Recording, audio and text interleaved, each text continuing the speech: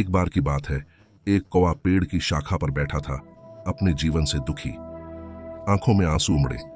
एक नीचे ध्यान कर रहे भिक्षु के गाल पर गिरे। भिक्षु ने सिर उठाकर कौवे को रोते देखा। क्या बात है छोटे दोस्त, उसने कहा। कौवा हिचकी और कराहने लगा। मैं अपने जीवन से बहुत दुखी हूं। कोई मुझसे प्यार नहीं करता। मैं बुरा मानसून हूं। मुझे अच्छा भोजन नहीं मिलता। सब मुझसे नफरत करते हैं। मौत जीवन से बेहतर विकल्प लगती है। उसकी बातों को सुनकर भिक्षु का हृदय भर गया। उसने कौवे से धीरे से बात की। हालात चाहे जैसे हों, हमें जो है उससे खुश रहना सीखना चाहिए। कौवा उसकी समझाई नहीं समझ पाया। भिक्षु ने समाधान प्रस्तावित किया। दुखी मत हो, उसने कहा। बताओ, तुम क्या बनना चाहते हो?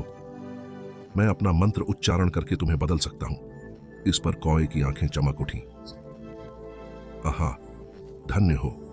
कौवा उत्तेजित होकर काकराया। क्या तुम मेरी एक उपकार कर सकते हो? मुझे एक सुंदर हंस बना सकते हो? साधु हंस पड़े और मान गए। ठीक है, मैं तुम्हें हंस बना दूंगा, लेकिन पहले किसी असली हंस से पूछो कि क्या वो अपनी जिंदगी से खुश है। हम कोई भी परिवर्तन करने से पहले खुद जानकारी हासिल करें। मैं तुम्हारे वापस आने का यही इंतजार करूंगा। कौवा आशावादी हो गया, अपने पंख झपटाया और हवा में उड़ने लगा। उसने एक शानदार हंस को एक शांत झील पर सुशोभित होते हुए देखा। उतरकर कौवा हंस के पास उतरा और उसका सौंदर्य देखकर बोला, वाह! कौवा चिल्लाया, तुम बर्फ की तरह श्वेत हो। तुम्हारे जैसे पंख होने पर सब तुमसे प्यार करेंगे। तुम दुनिया के सबसे खुश पक्षी होंगे। हंस ने अपना मुंह दुखी मनाने के लिए जोखिम में डाल दिया। नहीं मेरे मित्र, वह सिसककर जवाब देता है, मैं खुश नहीं हूं। यह श्वेतता कुछ लोगों के लिए सुंदर हो सकती है, लेकिन विश्व में अनेक जीवंत रंग हैं जिनका पास मेरे पास नहीं है। शायद तोता खुश है उन चमकदार पंखों से। हंस की बात से चौंका रावण ने उसे धन्यवाद और खोज जारी। जल्द तोता मिला, पेड़ की डाल पर रंग बिरंगे पंख। हे तोते, कौवा बोला, तुम्हारे पंख अद्भुत। तुम खुश पक्षी होंगे।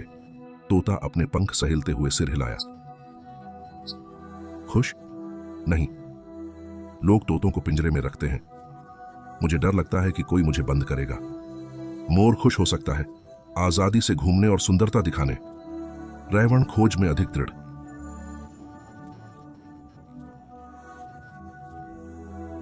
वो शानदार मोर देखा, चिड़ियाघर में एक बड़ी पिंजरी में।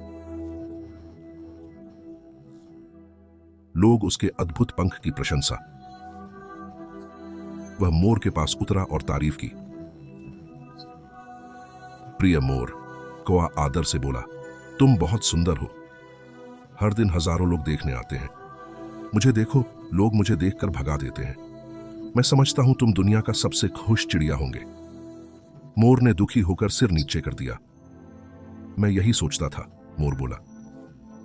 मेरी खूबसूरती मुझे चिड़ियाघर में जकड़ती है। लोग मेरे पंख तोड़कर सजावट बनाते हैं। बहुत दर्द होता है। नहीं, मैं खुश नहीं हूं।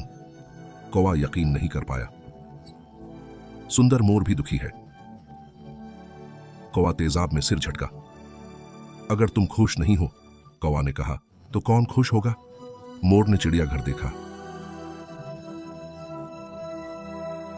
तुम, कौवा, मोर ने कहा, तुम यहां के बिना पिंजरे की चिड़िया हो। लोग तुम्हें नहीं पकड़ देते।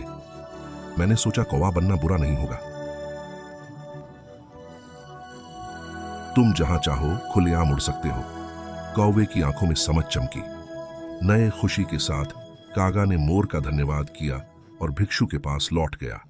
वह डाली पर उतरा और उत्साह से काव्य काव्य किया। ओ बुद्धिमान, मुझे अब और कुछ बनने की इच्छा नहीं है। मैं खुश हूं जो मैं हूं। भिक्षु ने हल्के से मुस्कान की। यह सुनकर अच्छा लगा। उन्होंने कहा, हम अक्सर इतना समय बिताते हैं चाहना कि हम कोई और होते।